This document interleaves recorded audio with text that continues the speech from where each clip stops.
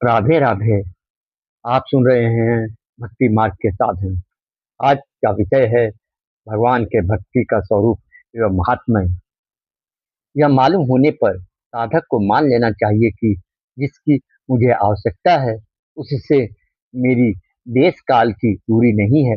अतः उसकी प्राप्ति के लिए यह धारणा करना कि अमुक स्थान में जाने पर या अमुक समय में मेरी आवश्यकता की पूर्ति होगी, सर्वथा प्रमाद है। उसकी प्राप्ति वर्तमान में अभी हो सकती है। मेरे प्रमाद ने ही, मेरी भूल ने ही मुझे उससे विमुख कर रखा है। जिसको अपना मानकर मैंने अपना संबंध जोड़ रखा है, वे शरीर, इंद्रियां, मन, बुद्धि एवं माता पिता, भाई बंधु और पति पत्नी आदि तथा समस्त पदार्थ सभी अनित्य हैं। अतः इनका वियोग अनिवार्य है। इनको अपना मानकर इन पर विश्वास करके मैं अपने भगवान से विमुख हो गया हूँ। यह निश्चय कर लेने के बाद साधक को चाहिए कि जिसकी उसे वास्तविक आवश्यकता है, उस परम प्रियतम भगवान को ही अपना माने, उसी पर विश्वास करे, उसी से प्रेम करे, उसके सम्मुख हो जाए, एकमात्र उससे ही अनन्य संबंध रखें और निरंतर उसी का स्मरण करें।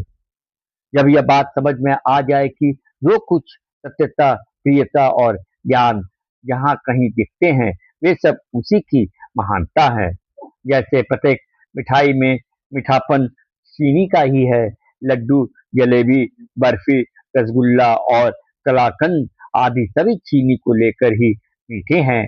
तो सब समय निरंतर उसकी स्मृति रह सकती है। मनुष्य का सबसे अधिक प्रेम उससे होना चाहिए जो उसके निकटतम है। यह नियम है कि जिसमें प्रेम होता है उसकी स्मृति अपने आप होती है। अतः साधक को देखना चाहिए कि मेरे अत्यंत समीप कौन है, क्योंकि सुंदर जीवन को विकसित करने के लिए अपने निकटतम को देखना परम आवश्यक है। विचार करने पर ज्ञात होगा कि हाथ, पैर, आंख आदि इंद्रियों को छोड़कर भी मनुष्य प्राण को रखना चाहता है। अतः उसकी अपेक्षा भी प्राण अधिक निकट है। प्राणों से अत्यंत निकट वह है जिसके लिए प्राणों का भी त्याग किया जा सके। वह है अपना नित्य साथी भगवान, जो जीव से कभी अलग नहीं होता। वही जीव का अपना है। जो साधक दूरी से बचकर अत्यंत निकटतम का होकर रहता है, उसकी ओर सबका आकर्षण हो जाता है। अत्यंत निकटता में सब कुछ है, क्योंकि वही सबका केंद्र है जो अत्यंत निकट है। वे हमारे प्रियतम भगवान असीम हैं, अनंत हैं। असीम का वर्णन नहीं हो सकता, परंतु उनको प्राप्त किया जा सकता है। वे जीव को उसके साधन से नहीं, किंतु स्वयं अपनी कृपा शक्ति से द्रवित होकर मिलते हैं। जीव का स्वभाव तो बालक जैसा है और भगवान का स्वभाव माँ के सदृश। जब यह जीव बालक की भांति भगवान को पाने के लिए व्याकुल होकर रोने लग जाता है, तब उनमें करुणा उत्पन्न हो जाती है और वे जीव को निहाल कर देते हैं। जगत एक खिलौना है। जब तक जीव बालक की भांति इस जगत रूप खिलौने से खेलता रहता है, इसे भगवान के प्रेम रस की भूख नहीं लगती, उसके लिए यह व्याकुल नहीं होता।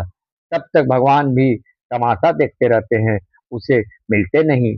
पर जब साधक को बालक की भांति भूख लग जाती है, अर्थात जैसे भूख लगने पर बालक माँ का दूध पीने के लिए व्याकुल हो जाता है, खिलौने का मोह छोड़कर उसको फेंक कर माँ को पुकारने लग जाता है, वैसे ही जब भगवान के प्रेम रस की भूख लग जाती है और इस जगत रूप खिलौने से विरक्त होकर साधक प्रभु के प्रेम रस के लिए व्याकुल होकर उसको पुकारने लगता है, तब भगवान भी करुणा भाव से व्याकुल हो उठते हैं।